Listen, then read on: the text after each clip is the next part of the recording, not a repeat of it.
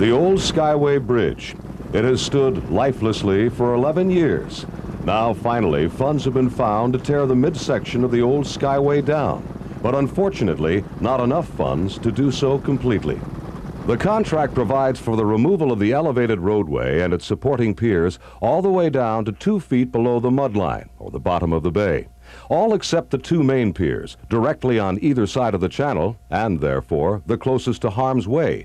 The permit calls for these piers to be removed to a depth of 32 feet below the average water level of the bay. 35, 36, 37. But soundings taken in the immediate vicinity of the main piers, both electronically and by lead line, That's the 36-foot mark right there. indicated that the depth was deeper there, deeper than 32 feet, indicating that as much as 6 feet of what would be the remaining massive slabs of concrete would be left in place, forever poised to puncture the hulls of ships that should stray, as they have in the past, from the dredged channel.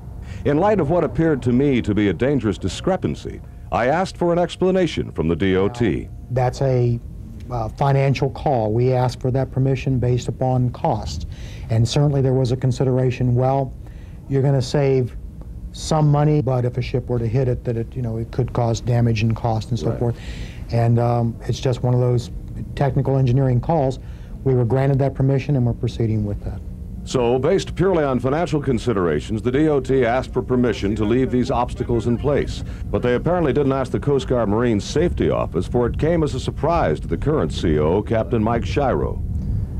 If you're going to do the job and do it right, I would say to remove it to below the mud line.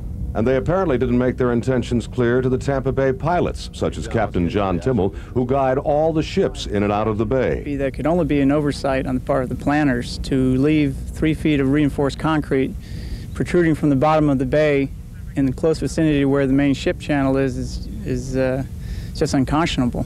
And if you ask anybody with any maritime experience, which is all I've been doing the last few days, you get pretty much the same response. What happens if a tanker hits a piece of concrete that big on the bottom? We're going to put a nice big hole in it, especially if it's bringing oil into Tampa Bay. We're going to have a nice big oil slick out here. And everything we're trying to do to save our bay right now, that'll just put us back about 15 years, at least.